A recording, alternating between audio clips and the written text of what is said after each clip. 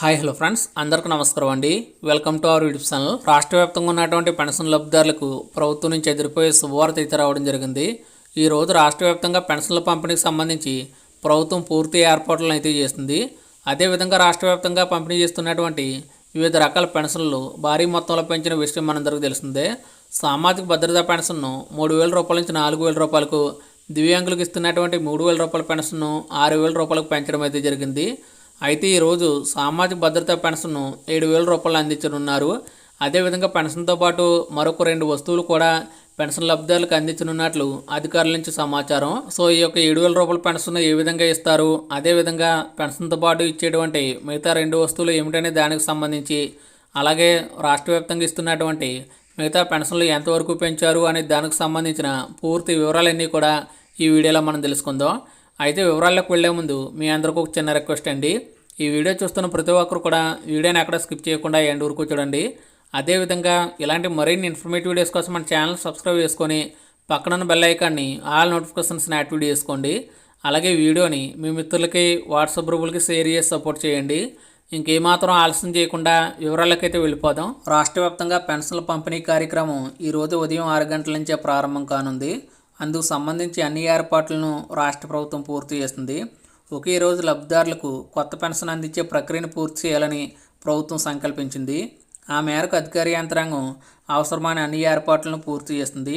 ప్రత్యేకించి కొత్త ప్రభుత్వం సామాజిక భద్రతా పెన్షన్ల పంపిణీ కార్యక్రమాన్ని ప్రతిష్టాత్మకంగా తీసుకుంది.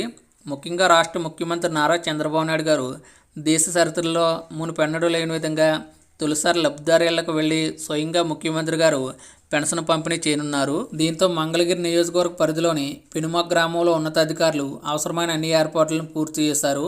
సోమవారం తెల్లవారుజామున 5:45 ఆయన ఉండవల్లిలోని తన నివాసం నుంచి బయలుదేరి 5:55 పెనుమాక ఎస్టీ కాలనీకి చేరుకొని నేరుగా లబ్ధిదారుల ఇంటికి వెళ్లి పెన్షన్ పంపిణీ చేయనున్నారు. దాదాపుగా 1:15 పైగా ముఖ్యమంత్రి చంద్రబాబు నాయుడు గారు పెనుమాకలోనే ఇంటింటికి వెళ్లి పెన్షన్ పంపిణీ చేయడంతో పాటు లబ్ధిదారులతో నేరుగా మాట్లాడనున్నారు. అందుకు అవసరమైన అన్ని ఏర్పాట్లను అధికార యంత్రాంగం పూర్తి చేస్తుంది. ఇదే సందర్భంలో రాష్ట్ర వ్యాప్తంగా ఉదయం 6 గంటల నుంచే పెన్షన్ పంపిణీ కార్యక్రమం ప్రారంభమయ్యేలా ఆయా జిల్లాల కలెక్టర్లు అన్ని ఏర్పాట్లను సిద్ధం చేశారు.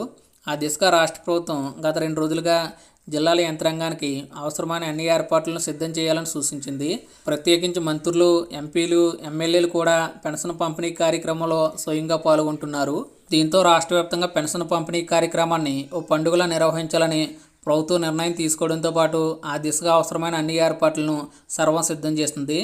రాష్ట్రంలో టీడీపీ ప్రభుత్వం అధికారంలోకి వచ్చాక కొత్త పెన్షన్ విధానాన్ని అమల్లోకి తీసుకువచ్చింది.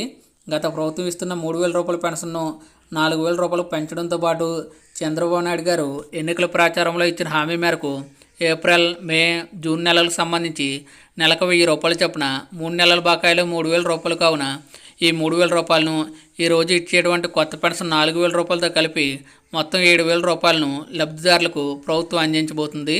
అదేవిధంగా దివ్యాంగులకు ఇప్పటివరకు ఇస్తున్నటువంటి 3,000 రూపాయల పెన్షన్ను 6,000 రూపాయలకు పెంచారు.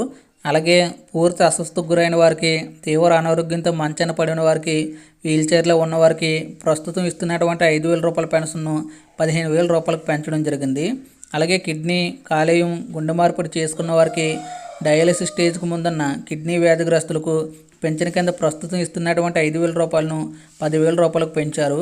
అదేవిధంగా కుష్టి వ్యాధి కారణంగా వైకల్యం సంభవించిన వారికి 6,000 రూపాయల పెన్షన్ను ప్రభుత్వం అందించబోతుంది.